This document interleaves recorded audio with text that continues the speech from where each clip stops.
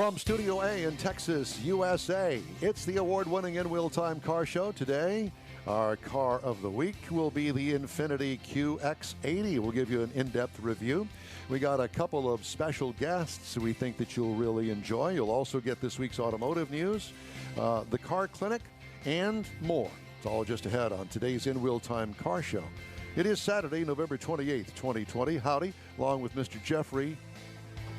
Not enough of Jeff Zekin down there. Need more Jeff. And David Ainsley joining us today because Mr. Mars and Mr. DeLong are both out today. And maybe we'll be welcoming them back next week. And then again, maybe not. Maybe Who knows? They need an excuse to get back into class. Yeah. Okay, so there's that. All right, let's get right to our first guest because I want to talk to Mr. John Kraman, and he is the commentator, Mecum Auctions on the NBC Sports Network. John, it's good to see you. How have you been? Hey, everything good from our end. Really looking forward to finishing up our 2020 schedule by heading to one of our favorite places on the planet, Houston, Texas. I was just going to say, where could that possibly be? So, all right. So, now, you know, everybody loves Mecum Auctions on TV. And I have to tell you that we're a little bit concerned. I mean, is this going to be a public? Is it going to be open to the public? How are you doing this with COVID? Well, that is the big question of the year. If we just go back a couple of months, in fact, we'll go back to June, we've already hosted 5 collector car auctions, and I will tell you it is under very stringent safety protocols, and it's also been with cooperation from various organizations around the country. And the same thing has happened here at Houston, but what's more important maybe for your viewers and your listeners is that the auction is going to be open, obviously, for consigners and sellers. We have over 700 great collector cars we'll be auctioning and some great television coverage as well. But we are selling tickets. Spectators will be allowed to come in, but tickets have to be purchased in or on the internet. We won't have any ticket sales to be able to be bought at the auction venue.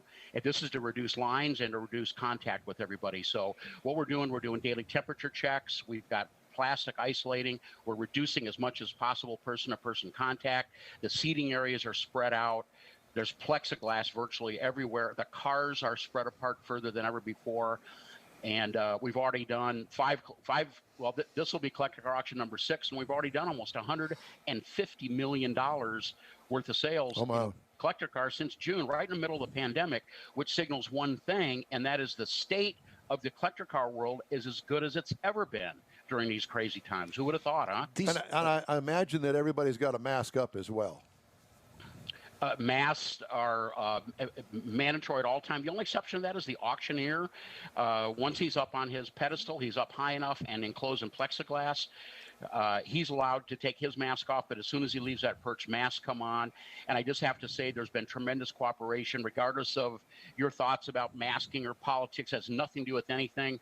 This is about conducting the sales of collector cars, enjoying collector cars, and if we have to do it with a mask on and we have to do it spread apart a little bit, hey, bring it on. We are spring-loaded to respond any way that we possibly can. And I will have to say, in cooperation from everybody from A to Z in Dallas, including folks at the Energy Center, everybody's been very cooperative and appreciative of what we've done so far in respecting this safety protocol. We have not backed off or eased off at all, and we won't be as we finish out our 2020 year. In Houston, it's going to be COVID business as usual. John, the question I have is, you said you're going to be selling tickets online. Are these tickets for just spectators, or are these tickets for folks that want to make the purchase of the vehicle and be participating in the auction? Yeah, that'll be for spectators. If somebody wants to show up at the auction and sign up to be a bidder, that will be a normal procedure. They can do that right on site, or they can do it in advance. It just takes a few moments online. We recommend as much as possible for folks to participate online for the obvious reasons, just to eliminate as much person-to-person contact. And let me say that our absentee bidder participation and ultimately sales has grown this year during the pandemic from somewhere in the 5% range to now in the 20%. Oh my! So absentee meaning phone or online bidding?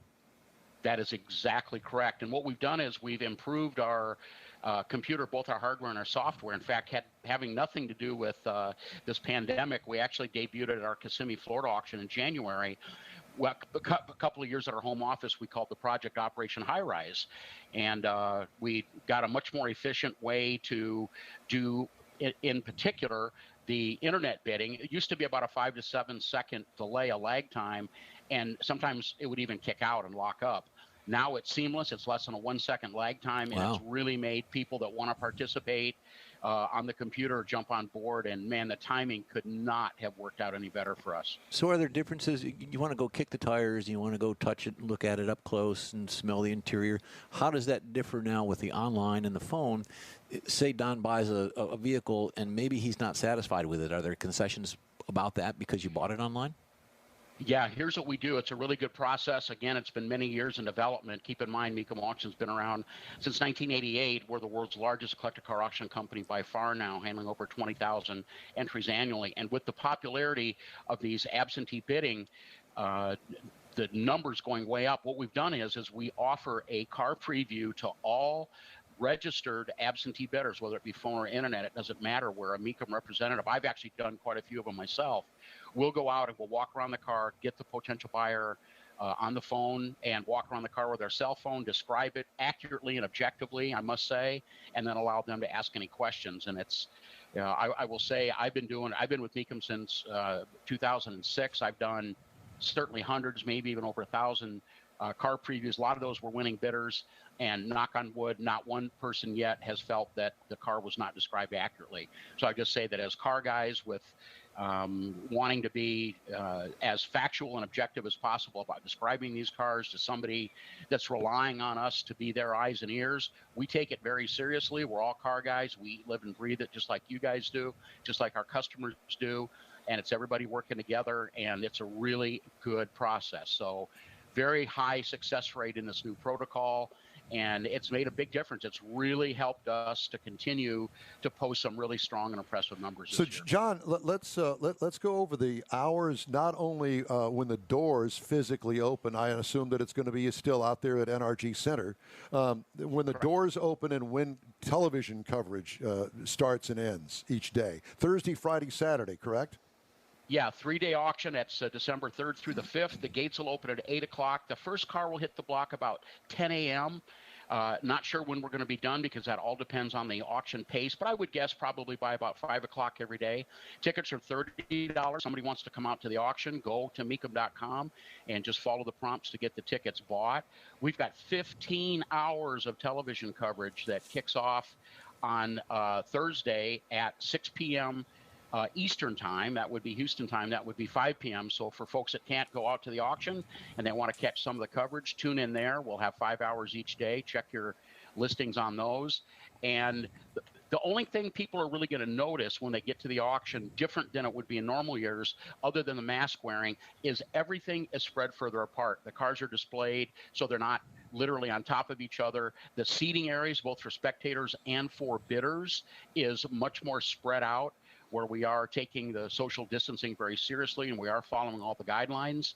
And knock on wood, I'll tell you, if it sounds like I'm really excited and really proud about what we've done, accept my apologies for that, because we have found a way, this Mecum organization has found a way to continue to push forward with holding collector car auctions, live auctions, televised live auctions during these most difficult times. And we cannot be more proud to be those guys out there making it happen. Well, John, can you tell us about any of the collections that may be up for sale at the Houston event? If I could just put one in on that, I've got a safe. If someone here wanted to put their vehicle in, like a 2001 Corvette with low mileage, how do we get that thing to go across the block here locally?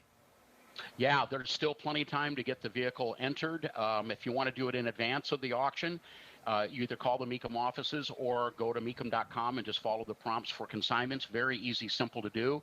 We will also be taking walk-in consignments. We'll take consignments as soon as the auction starts. In fact, on Saturday, the final day of the auction, if somebody brings a vehicle in on Saturday morning, wants to enter it, we'll be glad to accommodate them. We probably won't be doing a lot of those, but we will be having some.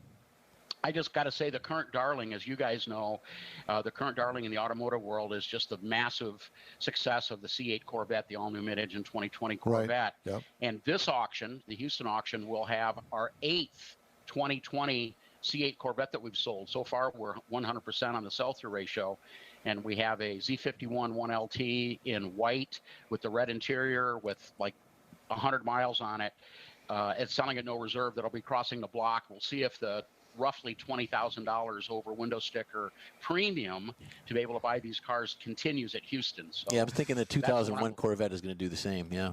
Well, hey, I'll tell you, Corvettes of all generations, going all the way back to Generation 1 to the present, C8, very strong market right now. I'll tell you, the introduction of the C8 has only done one thing, and that's put more interest on the vintage Corvette, especially some folks that are not necessarily wanting to get on board the mid-engine automatic transmission only deal. It's they're kind of snapping up the vintage cars. Nice examples of it are really bringing strong money this year. So when can someone get online onto your site to actually preview them, just to kind of pick around and see what's going on the site?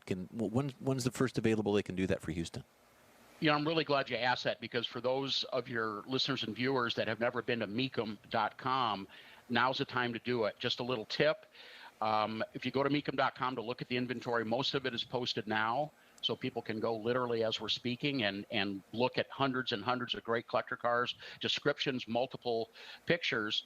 And that is to join the My Mecum. And it's free. All you do is put your email address in, and allows you to get extra features of the website that you're not normally able to access to. It is, a lot of people describe that as the number one source for looking at and being able to compare sale prices, high bids, and our information on that website goes back almost 15 years. So there's literally almost, in certain cases, thousands of certain cars. Corvettes, Mustangs, Camaros, Chevelles represent the bulk of what we see across the Mecum auction block. But if anything else, anything from A to Z, hot rods, customs, pre-war cars, exotics, including vintage and contemporary cars, all continue to be sold at very, very high volume and are up on that website. So I'd head over there right now, see if anything pops out at you, something anybody wants to bid on. You can register right online at Mecum.com. And you can also, if you just want to come out and spend a day in a safe environment, yet be immersed around car people and cars that all understand we got to do this safely, and we will. We've been doing it all summer long. We welcome everybody to come out and join us. So I understand that there's one announcer guy that is kind of with Mecum Auctions that's got his own dang little collection going. Mm-hmm. Who would that be? That would be him. I know. Yeah. So notice he's not saying anything. I know he's not saying anything. 1964 Pontiac GTO, 2014 Mustang GT, and a 2010 C6 Corvette. Uh-oh. Yeah, none of those cars are for sale. Don't get that rumor started, guys. No, I wasn't. Those cars are not. Yeah, and I also do have, I'm very proud to say, I've also got a new C8 on order, and I'm expecting that. Are you ready for this? I'm expecting that within the next week or two. It will be one of the final 2020 C8s that have been built. I've had that car on order since August of 2019. I was at the reveal, the C8 reveal in Tustin, California in July of last year, and being a lifelong Corvette guy in addition to a Mustang guy and a GTO guy as well. That car just captivated me. I waited a month to pull the trigger on ordering one, and I'm just so excited about getting into that high-tech, literally a space-age car compared to what they've done in the past. Are you in California right now? Are you? I am talking to you from my home in Rockford, Illinois. Oh, okay. Rockford, Illinois. Yeah. All right. What color C8 did you get? Elkhart Lake Blue Metallic. Wonderful. Very nice. You know, and some little birdie also said something to me about you're a guitar player and a singer in a rock and roll band. Nice. Yeah, part of the whole, growing up in LA, I grew up in Los Angeles. That's where the LA connection comes from. My dad sold cars out there. This would have been growing up in the 60s and the early 70s, and I just got immersed in the whole lifestyle of the cars and the music and all of that stuff, and taught myself how to play guitar, and I'm in I play guitar and sing classic rock band. Redline 7000, the website's redline7000band.com. Play a lot of automotive events, including Mecum Auctions. We've done that a couple of times back in the pre-pandemic era, and we've also been a band at the Muscle Car and Corvette Nationals. McCacken, what I consider to be the Pebble Beach of muscle cars, we play there every year as well. That's in the Chicago area. Well, John, I'm in a band, part of the lifestyle. I'm in a band called Red Card. We do the same thing. So when you're in Houston, we'll look you up, and I'm a drummer, so we'll sit in together. How's that? Oh man, yeah. Cool you asked that, or that you mentioned that, because a couple of years ago I actually I've always wanted to play drums. I'm not a good drummer. I'm not a drummer, but I bought a drum set, and I just love to sit behind it and play behind it. Ludwig Blue Sparkle drum set. It's there you go. So much fun. But I'm not good at it, but it's fun. I've opened Pandora's box you here, apparently. And we've got the same hairstyle. Yeah, that's what hair? Yeah.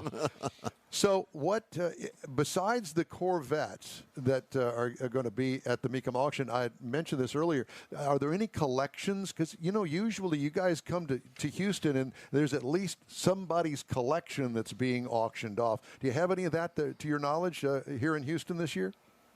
Yeah, because of sort of the timing of the auction being the time of the year that it is, and the fact that there's been a great big question mark whether or not it's going to be held, we haven't been able to put together our typical collection or selection of big collections. So what we're going to be relying on at this auction are more from the individual consigners, which is going to be spanning literally, and I'm not exaggerating, anybody go to the website can look at plenty of inventory. We'll have $5,000 collector cars, and we've got late model exotics and virtually everything in between here. So as a potential buyer, somebody interested in a collector car, this is a very good time to buy and enjoy a collector car, by the way. And it's the feedback we've gotten from our customers and just from talking with a lot of people in the collector car world is a lot of people are no longer going to put this off. Life is short. Owning a collector car, working on it, restoring it, driving it is a safe way to deal with this pandemic. We've had recent conversations with Wade Kawasaki's the guy that runs Coker Wheel and Tire, Rick Schmidt from National Parts Depot and NPD, all having record years as people are saying, you know what, I'm going to focus on what's important to me, and that's getting my car going and enjoying my car, and that's a safe way to get through this time, and probably not the worst place to put some little bit of extra money in right now to get that car finished or to pick up the car of your dreams. And it sounds like a sales pitch, but this is really the pulse of this collector car market operating right now. Was I mistaken and heard you say that you're going to have $5,000 cars there as well? Yeah, and that's what's really good. Thursday, the first day of the auction, will be just literally chock full of entry-level collector cars. At Mecum, we call it inventory management, and that is we try to space and place all of the vehicles relatively close together so that a potential buyer can have the easiest way possible. Because, if a guy's going to spend $50,000 to $100,000 on a collector car, that's more likely going to happen on Friday and on Saturday. And the Thursday cars, the first day cars, will be for those buyers that want to come in that are on a budget. I'll tell you, if you're on a $20,000 budget, which is sort of considered to be sort of entry level in the collector car world, and certainly less than the average price of a new vehicle today, pretty much every available vehicle that are going to be crossing the block on day one on Thursday is going to fall within that price range. So lots of folks really like the fact that, and this goes back to 1988, Dana Mecum's priority has always been to make sure that there is an opportunity for anybody with a collector car to go to a high-profile collector car auction, and they all get treated the same way. No difference in the television hour or the coverage or the enthusiasm we have for any of the entries. John, the question I have is, here at In Wheel Time show, we prepare all week for this. What is your preparation to do the announcing at the auction? What is your game plan? Well, that might surprise you guys, and I don't want to come off as sounding arrogant or anything else, but honestly, other than just taking a little spin through the website and getting an idea of maybe a few of the standout cars and then walking through the display areas and the staging areas at the auction itself, we really don't, none of us really do a particular high amount of prep. One of the reasons is there's so many cars. I mean, we'll have over 700 cars at Houston, and potentially we're covering almost 20,000 vehicles per year. We don't take notes. We don't have a computer up on the TV show with us at all. We just stay within our knowledge level, and we stay within our box. We've all been working together now. This is year 13. Next year, 2021 will be our 14th year working together. We do have the auction listing agreements that have the consignor's description. It's not always accurate, believe it or not. And it's my job as the lead TV commentator and analyst to make sure that not only myself, but all the other guys are promoting information that is not only accurate, but that's relevant. So now we know we're what just is a bunch of car guys talking cars. So now we know what's happened to your hair because your brain is pushing it all away with all of this information, because you are the car god over there at Mecum as far as all of us are concerned here. I want to know a little inside baseball. So you've got something coming across the block and you're looking at each other off camera and you're going, gosh, I wish I could bid on that. I mean, does that happen? All the time. It's a, that really is a problem. Being surrounded by all these collector cars and getting caught up in all the excitement is really a challenge not to jump in. I mean, there's cars that all of us individually and collectively are just so very excited about. I did buy a car to Mecum Auction. I bought a 72 Corvette for my wife back at Kissimmee 2016. I was a bidder just like everybody else. And we've been looking for a couple of years, and it's an Ontario Orange Coupe with the dark saddle interior, 29,000-mile Bloomington Gold car. It's her dream car, and we were able to get it. It's a keeper, part of our little modest collection. So it does happen, and I do sell occasionally to Mecum Auction. I've sold a couple of motorcycles, and I did sell one car a couple of years ago. So we're just like anybody else. We're able to buy and sell, but we have a 6-car garage. It's full, and that in itself helps keep us, or at least keeps me contained. But man, oh man, I try to back it up with some die-cast cars. If I see something that I really like and fall in love with, I've got quite a immense collection of die-cast cars, and I'll try to see if that will if that'll tickle my fancy. Well, I have to tell you that I'm really looking forward to the first broadcast on Thursday night on NBC. What is it? Is it on MSNBC?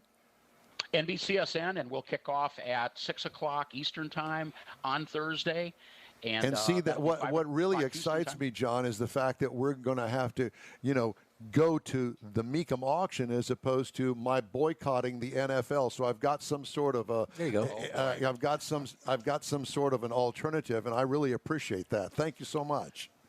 Well, man, guys, really appreciate your interest and keep the good work going on there at Houston. Can't wait to see you guys next week. You too. Thanks again, John. Thanks, John. Hey, we really appreciate you. John Kraman with Mecum Auction. That's coming your way this week. NRG Center, Thursday, Friday, and Saturday. Do we happen to have somebody that's going to do a car review lined up? We've got Mr. Mars, I believe. I don't know if he's on. Is he dialed in? He is. Stand by. Is he really? Yes. He is. We're trying to do a little bit different things here today because is he there? He's there. Oh my goodness! So the in-wheel time car review is done by Mr. Michael Mars. Hi, Mike. Over in the Far East. And we really appreciate you joining us today, Mr. Mars. And I understand that you have the Infiniti QX80. Finally, after me teasing it for 2 weeks, here it is. I've got a Yugo pulled up. A Yugo. Run those pictures while you do the QX80. Take it away, Mike. Morning, guys. Morning. How y'all doing? It's good to see y'all. I wish I was there. It's just not quite the same not being there. But we're going to talk about the Infiniti QX80. This is a full-size SUV. I mean, we're talking big full-size SUV with a 4x4 luxury trim level. Now, for 2021, they've actually added some different trim levels. So it's got 6 different trim levels, 3 new ones. One, unusually, is the Luxe. Now, this is a new base model that comes in a little bit lower price than what some of the others does. And of course, there's a new up trim level that's got loaded full of stuff on it. It's a 7 or an 8 passenger vehicle, depending on how you configure the seats. We had the first and second row bucket seats with the dual consoles, make it a little bit nicer with the captain's type chairs. And so it was the 7 passenger. Now up front, you're going to find it's got this really big grille on it. That's part of the Infiniti lineup. And it has the dark chrome around the grille and around the trim on it because of the level. We were in the premium select trim level. So it comes with a lot of little different things like the 22-inch wheels, the tow package. There's a power lift gate on it. It's got a power moon roof on it. They have adaptive headlights up front and welcome lighting on the outside of it. So there's a lot of things. There's not a lot of options because it's all done up in packages, and we'll get into a little bit more of that. Now we go into the inside of it. Again, this is a luxury 4x4. We're going to have a Sahara stone leather that we've got the mixed kick panels that have got leather on it as well. It's got the Apple and the Android Play as far as the technology goes, and it's all built into what they call their iTouch infotainment system, dual screen. We also had the dual screen entertainment package for the rear seat. So we had a lot of different features on it on the inside of it, including the Bose 13-speaker premium audio system to go along with all of this technology, USB ports, power outlets, electric controlled seats, a lot of nice technology on the inside of this vehicle because it's big and it weighs 6,054 pounds. So up underneath the hood, we've got a 5.6 liter V8. Now this V8 will run 400 horsepower, but it is thirsty. Got 413 pound-feet of torque. It's backed by a 7-speed automatic transmission. So equipped like we've got it, because this is a body-on-frame vehicle, it will tow, properly equipped, 8,500 pounds. And in this level, this trim level, comes with the wiring harness and everything is standard on it. Now, when I say it gets thirsty, the EPA says you should be looking for 13 in the city. You should be looking for 19 out on the highway. And average it out at 15. Who are the hot chicks? Oh, Jeff got ahead of me there. So anyway, we'll get to that in just a second. So the what I was going to say, the 14.5 is what I got out of this for the week that I had it, because we spent a lot of time out on the highway. And because this thing is a highway hauler. You can load it up with cargo and you can tow, and it will run out on the highway. But it's got some city mannerisms to it because it's got a hydraulic body motion control in it, because it's a big vehicle that keeps it from wobbling all over the place. If you're going to look at something to compare it to, you're looking at the Cadillac Escalade. Starts at $76,000. You're going to look at the Range Rover Sport possibly that starts at $69,500 with 10 different trim levels. And the Lincoln Navigator, $76,185 is a good starting place on it. But you can get a new QX80 with the new base trim level they came out with this year for $69,000. Now, the mid-level trim premium select that we were running with starts at $76,450. The MSRP as tested was $79,490. So that's, and again, it doesn't have a lot of options on it. Now, the hot chicks that we were talking about, there you that Jeff had up there a minute ago, that was the ladies that we talked to, Nicole and Alice Chase, that we talked to that were in the Rebel Rally. Yeah. This is the vehicle they were taking out on it. So that was a publicity shot, obviously. It clearly has had a wash job. Yeah, and they don't look like they're off-roading. Well, the first one was the publicity shot with them, and they look really nice there. But then the second one was how they had modified it, had the big tires crammed into the back of it that they had to change if they had a flat. So it does have some off-road chops, is what I was wanting to get across. Maybe not to the level of rock crawler, but it'll get out there. So anyway, full-size SUV. If you're looking for something like this, this is one of them you need to look at. Mr. Mars, go eat some more leftover turkeys. Y'all have a great day. You do the same, sir. We'll talk to you soon. Thanks, Mike. All right. This is the In Wheel Time Car Show, and I wanted to remind everybody that our show streams on Facebook, YouTube, and InWheelTime.com. Podcasts are available on Apple Podcast, Spotify, Stitcher Radio, iHeart Podcast, TuneIn, Google Podcast, Podcast Addict, and the In Wheel Time Car Show will continue after a very quick break. Texas Truck Works is your go-to truck customizer. From mild-to-wild lift kits, custom wheels, and steering and handling enhancements to the best personal and commercial wraps, Texas Truck Works delivers. Let Texas Truck Works founder Scott Stevens help you get the most out of your truck or Jeep. Texas Truck Works has decades of customizing experience, including power adders and complete engine swaps. Let the Texas Truck Works team design an upgrade plan that fits your budget. Get truck attitude today at TexasTruckWorks.com. Tailpipes and Tacos is Houston's premier cruise-in, and you're invited to join in. Whether you're a cruiser or spectator, Tailpipes and Tacos is the place to enjoy a Lupe Tortilla breakfast tacos, fresh coffee, and mingle with Houston's fun car people. Mark your calendar for Saturday, December 19th for Tailpipes and Tacos at the Lupe Tortilla Mexican Restaurant in Katy, 8 to 11 a.m. Tailpipes and Tacos is free and everyone is invited. You'll see collector cars, hot rods, customs, magnificent originals, and resto mods all in one place. Cars from all over Southeast Texas cruise in and show off in a 3-hour friends and family event. The Lupe Tortilla Mexican Restaurant on the Grand Parkway at Kingsland Boulevard, just south of I-10 in Katy. Drag racer, car enthusiast, and Lupe founder Stan Holt brings you Houston's hottest cruise-in, Tailpipes and Tacos, Saturday, December 19th, 8 to 11 a.m. at the Lupe's in Katy. The In Wheel Time Car Show will be there too, and you're invited to join us. We'll see you there.